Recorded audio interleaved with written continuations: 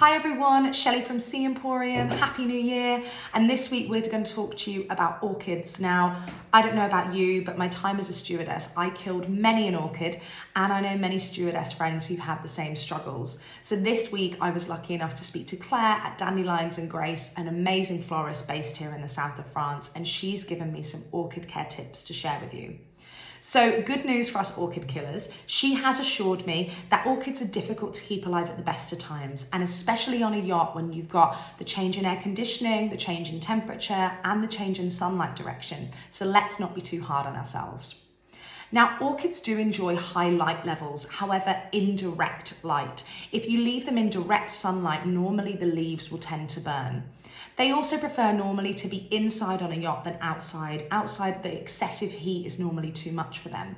However, if you do need to keep them outside for whatever reason, just try and bring them inside in the evening and overnight, as they much prefer that cooler temperature.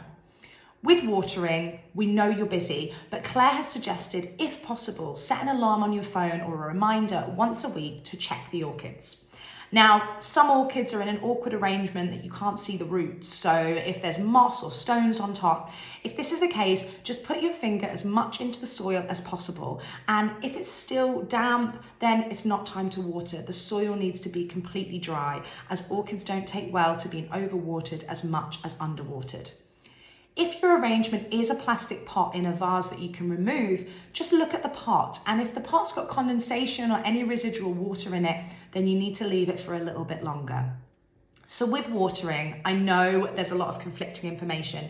Ice cubes, no ice cubes. Claire has said, if possible, no ice cubes. She said not many plants like to be watered with this colder water, and it can lead to the plant being shocked. So she has said watering normally once a week, but as mentioned before, please do check the soil or the roots or the pot beforehand. And start with a small espresso cup of water and then check again a day later or 2 days later and see how the soil feels.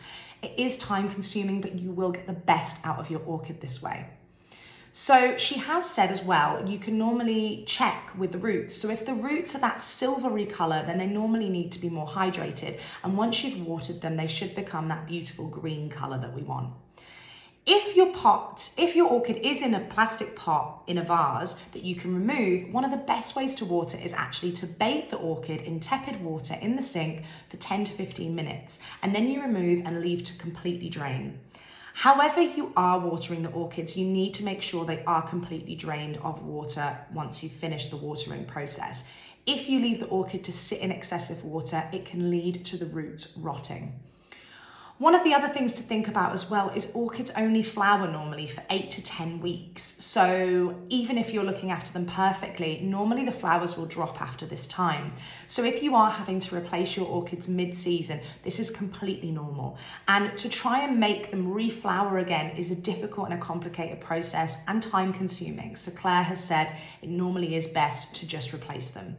So I really hope that these advice tips help you and help you keep those beautiful plants alive. Please do add Dandelions and Grace on social media, and please contact Claire if you have any requirements for the upcoming season and you're based in the south of France. And please contact us at Sea Emporium if we can supply any gorgeous vases to complement those beautiful plants or flowers you have on board. Thanks so much and happy weekend.